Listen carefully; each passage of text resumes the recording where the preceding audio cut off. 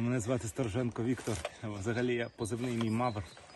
Розкажи, чому ти Мавр? Тому що я африканець наполовину. Я афроукраїнець, якщо так правильно сказати. Афроукраїнець з такою класною українською мовою. Але ж це не все ще. Друже, а з якого міста ти в Україні? Я з Севастополя. З Севастополя. Севастополя. Це справжній український патріот. Патріот, так. Там було складно бути патріотом, але мама виховала патріота. Мама в тебе просто молодець. Як маму звати? Маму Таня. Мама Таня, наша величезна повага, ваш син справжній герой. Це без перебільшення. Мою маму назвали сепаратисткою, бо вона вийшла святкувати вже коли Крим окупували. Вона вийшла святкувати день народження Шевченка, обернулася в наш прапор український. І її знімали і показували по відео по Криму і казали, що це сепаратистка. Угу. Ну, чудово. Друже Мавр, скажи, будь ласка, а яким чином ти потрапив на війну? Коли це сталося? Це сталося, коли я почув вибухи перші.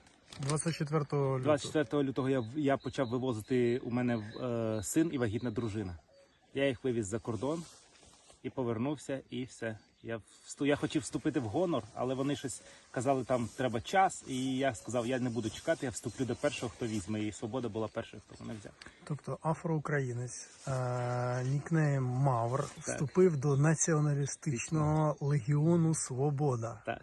Ну, ви бачите, тобто афроукраїнець з Севастополя, він боєць націоналістичного легіону Свобода, який я ще й націоналіст. Націоналіст український, з вільною українською, патріот, який ще воює наразі в Сєвєродонецьку за Україну, за Донбас, звільняє Донбас.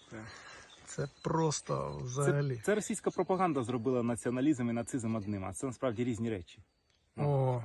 Це бачите? Зовсім різні речі. Важливо почути це саме від тебе, друже. Ну, звісно. Ти бачив якийсь взагалі нацизм, як каже російська пропаганда, в Україні? От ти воюєш. Ні, я не стикався жодного разу. Я в Росії стикався з цим. У мене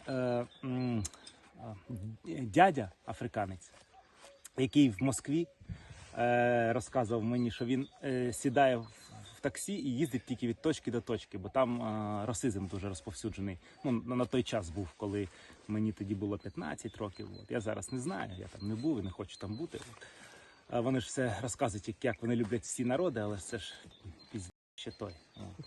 В Україні ні, я жодного разу не стикався. В Україні я жив прекрасно, чудово. Я за це ненавиджу їх, за те, що вони прийшли сюди звільняти мене від нацизму. Скільки тобі років, друже? Мені 31 рік. Угу. В тебе родина, дитина? Дві. От друга вагітна дружина вже не бачив відео? У мене ж дівчинка. Мені ж відео прислали з реакцією, я тобі покажу. У мене хлопчик і дівчинка. Яка твоя мотивація? Ти не просто пішов воювати, в тебе діти, тим не менше ти вважаєш за необхідно битися за Україну на Донбасі. Яка твоя мотивація? Моя мотивація, вона дуже проста, бути вільним.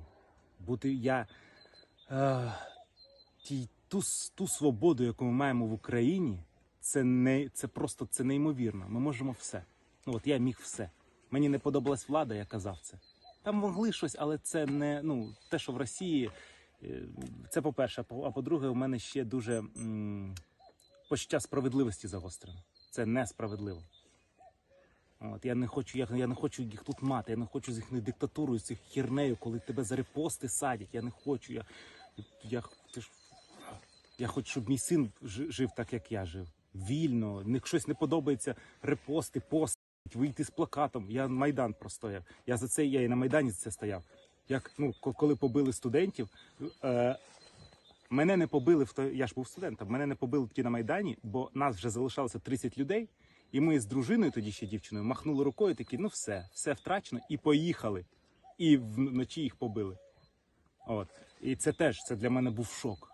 Як можна побити людей, які вийшли, що за бред? Як взагалі це можливо? От. І от це мені, ні.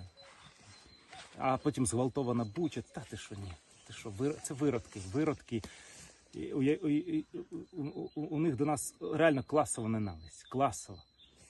Навіть. Класово, просто. От вони ніщита. Вони ж, я одного росіянина Не знаю, я знаю, що не вірять в хороших росіянинів, але є один росіянин, який тут живе, який за нас тут. І я запитав його, поясни мені, чому? Він каже, тому що, каже, ти ж розумієш, що їх всіх нагнали з депресивних регіонів. Вони вас ненавидять вже за те, що їх там опускали. У них там вони срати на вулицю ходили. От, і вони прийшли сюди, а ви тут добре живете. Яке ви маєте право добре жити? Друже, скажи, будь ласка, яке твоє найбільше враження під час війни, які найбільші емоції в тебе були? Це були перші дні, ми ще не були приєднані до НГУ, ми були батальйон «Свобода», добровільчий батальйон. І ми їхали в напрямку Сумська, Чернігівська область, коли вони почали тікати, оце Лукаші. Російські війська почали відступати. Так, почали відступати, і ми оце Лукаші, Стара Басанівка, Нова Басанівка.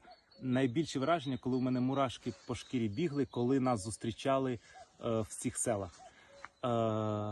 Вони підіймали дітей, виходили люди, підіймали маленьких немовля, жіночка нас хрестили, нам кричали «Дякую вам, хлопці!». І був випадок, коли ми зупинилися на машині, підбігла жінка, схопила руку побратима мого, самозванця, у нього позивний, і цілувала йому руку і казала «Дякую вам, дякую, нам тут так було погано, так погано». Вони ж місяць були в окупації. І оце у нас сльози йшли, і отак от змінялися сльози, мурашки, а ми їхали з прапорами величезними, прапор червоно-чорний, жовто-блакитний, і ми їдемо, і вони, це було враження. І коли вони підбігали і розказували, нам вийшов священник, розказував там, а у нас там дівчину зґвалтували, а у нас там цей, і це, звісно, жесть. Це найбільші враження. Розкажи про людей на війні, які навколо тебе. Адвокат року, який воює. Актори, які воюють поруч зі мною. Чувак, який, хто він? Директор чи власник кар'єру якогось, там мільйони заробляв чувак. Прийшов воювати. Ще один бригадір, який вигравав тендери, розмальовував Україну, дороги. Він теж розказував, мільйони заробляв. Мільйони він вигравав тендери. І ось всі розмітку по всю Україну об'їздив, розмічає дороги. Теж прийшов зараз контужений, ледве розмовляє. Астматика 2 в батальйоні. Та вражають, люди вражають. Ти коли дізнаєшся про долі, ти думаєш, ми неймовірна нація. Ті, хто стали захищати, це квіт нації. Правда. Це люди, які вміли заробляти, щось мали. У мене 3 освіти. У мене акторська, але ще 2 є. Які в тебе освіти? А у мене ще автомеханік і дизайнер меблів. Неймовірно. Да. І ще одна освіта, вже вона неофіційна. Я самоучка, я програміст. І я 24 числа міняв професію з актора. Мене найняли в фірму IT. 24 числа о 10 годині я міг вести документи. І почалась війна. А у мене життя міняло. Мене за величезні гроші IT-компанія купила. Фозі Груп. Оце Сільпо, Сісі. За величезні гроші. А я самоучка. І почалась війна. А тепер ми з тобою чуємо обстріл Сєвєродонецька. І ти піхотинець Легіону Свобода, боєць Національної гвардії, бригада 3018. Нацик. Ти нацик. Ти справжній нацик. Афроукраїнець з Севастополя. Нацик, який б'є російських окупантів у Сєвєродонецьку. Ми їх так клали. Ми ж були там 5 днів. Перші 3 дні ми зупинили 3 хвилі. Ми їх так клали. Вони таке м'ясо. Ми теж боялися дуже початок, ми не розуміли, хто наш ворог. І ми були приємно здивовані. Це просто м'ясо. 4 людини на позиції, ми зупинили 3 хвилі. І перед тим, як нас вивезли сюди, ми контрнаступ зупинили. Просто треш, це просто м'ясо. М'ясо, таке м'ясо. Скільки ти відстріляв набоїв?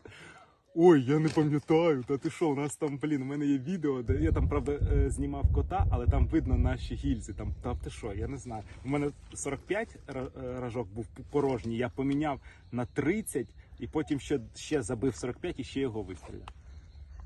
Та ти що, ми там клали їх, як, це було клас. Ми були приємно здивовані. Це просто м'ясо якесь, просто м'ясо, неймовірне м'ясо. Це жесть. Друзі, як круто, що у нас є такі бійці. Ну і мама Таня, наші вам вітання. Ви виховали патріота справжнього, да, і громадянина, яким всі ми пишаємось. Слава Україні, друзі! Героям слава.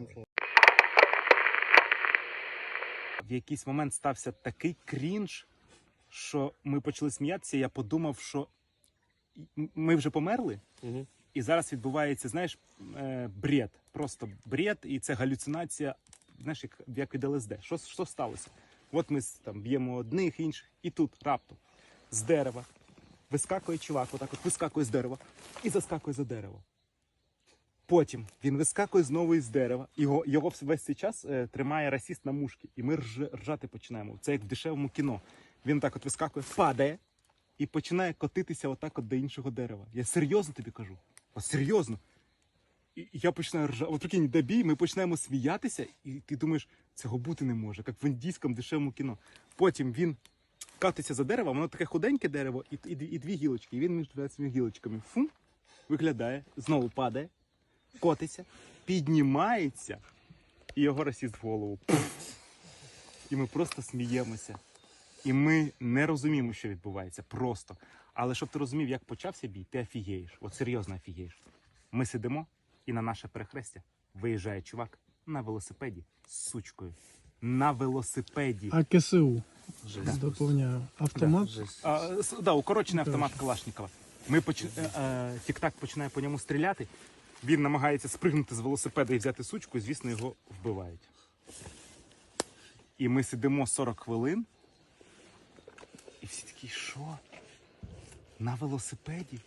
Тобто, це був такий крінж, що я думав, що мені це тобто це бред, мені сниться, я вже в пеклі якомусь, і мені все це здається. Поки до нас не прийшли наші контрнаступальники, вони ж наступають, ми займаємо позиції. І вони сказали, чуваки, вони під чимось. Вони реально кажуть, скільки вони під чимось. Так в Рубіжному бували такі випадки, а тут тільки зеро. Бували такі випадки, що без магазина йшли на позицію на наші. Отак, йшли без магазина, з автоматом. Хлопці, які були там на тих позиціях, казали, йдуть на нас. Так. Без магазина. Або на велосипеді. А ще була така ситуація, їде бетер підерський. І, коротше, ззаді йде 6 цих русських солдат, блядь. Наші РПГшкою, блядь, по тому танку, коротше. Той танк якось, блядь, почав, бетер, не танк, бетер, почав кружляти, коротше. Ці просто спокійно розвертаються і йдуть назад. Вони не під алкоголем, а під чимось. Серйозно, Так само у нас дрон літав. Показували відео, як наші з вогів стріляють на далекій відстані за кілометр. І прямо падає біля них, а вони отак. Так. А нам ці штурмовики ж вони розказали, що кажуть, прикинь, ми на даху, є драбина. Чувак лізе по драбині, закидає автомат, з'являється його голова. Ми стріляємо в голову, чувак падає, за ним лізе чувак і закидає автомат. І він каже, думаєш, і каже, оце здвигає. Вони під чимось, у них немає мотивації, і вони їм щось дають приймати. Вони під ейфорії якусь. Ще одна була ситуація, як ми тільки зайшли 26-го, якщо не помиляюсь, квітня в Рубіжне. З Нацгвардії був пулеметчик один. І в нього була така позиція перехрестя. Він контролював перехрестя. І в нього дах поїхав. Його госпіталізували, здається.